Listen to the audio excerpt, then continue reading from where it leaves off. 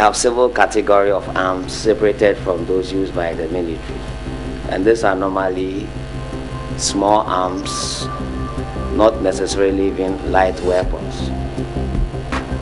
And in Ghana, both foreigners and Ghanaian nationals can apply to own any of those guns.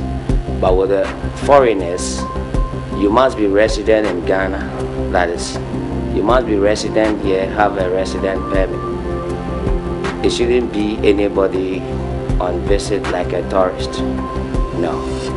If you're resident and working here, and your living circumstance becomes such that you require a weapon for self-protection, nobody denies you.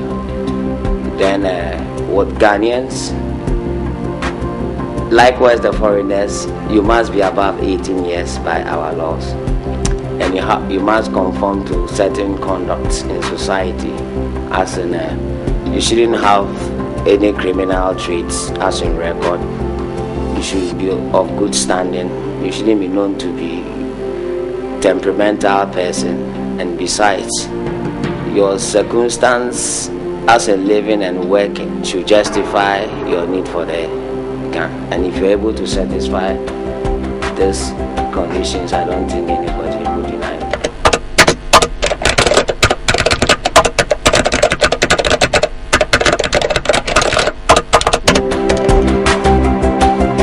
You must be physically and mentally fit, in the sense that it's not to discriminate, but the point is you need your arms to be able to discharge whatever cartridge or bullet from the gun. If the arms are not available, I don't know what you'll be needing the gun for. And we have processes you go through, a series of interviews, and you must justify and satisfy the prescribed authority of your need for the gun. For instance, guns are tools and they can be employed for all sort of things, legal and illegal. And if you're going for anything that our laws does not permit legally, it wouldn't hold for you.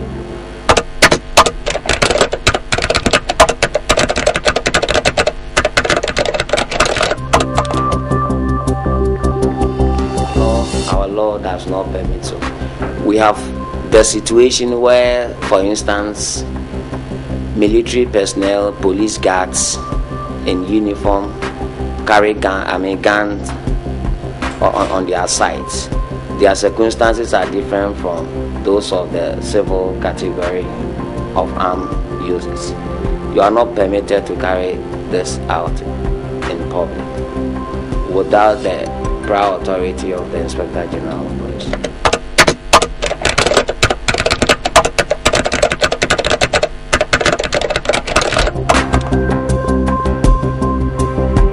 Among the conditions to qualify you to own a gun is to also certify that you'll be able to keep it safe, because guns, in itself, are associated with death. Guns are not for fun, and that if you don't handle it well, carelessly, there is so much that it can, bring negatively upon you yourself and even your dependents.